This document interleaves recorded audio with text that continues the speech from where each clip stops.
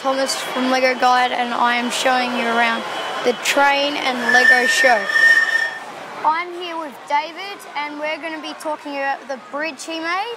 The bridge is actually a one section of the Malu viaduct.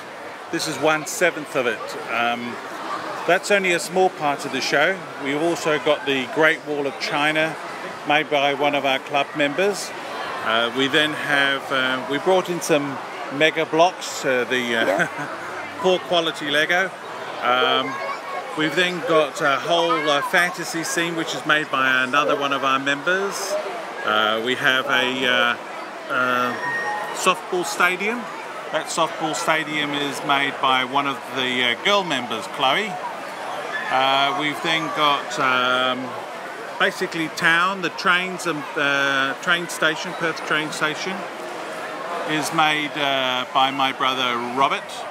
My brother Mark then is doing the same scale that you find at Legoland, which is about a 1/18 scale.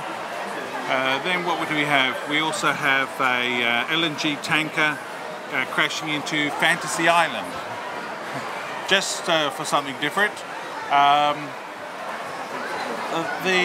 What else we've got? We're trying to collect Lego buildings, so we've designed Allendale Square, and that's got the same number of windows and floors as the real one. Well, that's about it. Do you want to know anything else? How long did it take you to build all this stuff? Everybody asks that.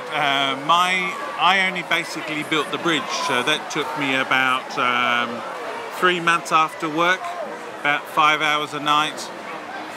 Then it took about a couple of hours, maybe 3 hours to set up. I brought it in 4 pieces basically. Yeah.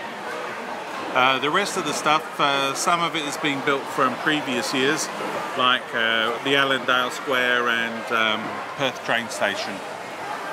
So what happens when I get a kit from home and I can't find a bit? Where do you get them from? I personally buy my stuff from bricklink.com. Yep. I've done over 500 purchases from countries I don't even know where they are in the world, and I've had no problem getting the pieces. No one's stolen my money. Sometimes the pieces take a long time, but they always eventually get here.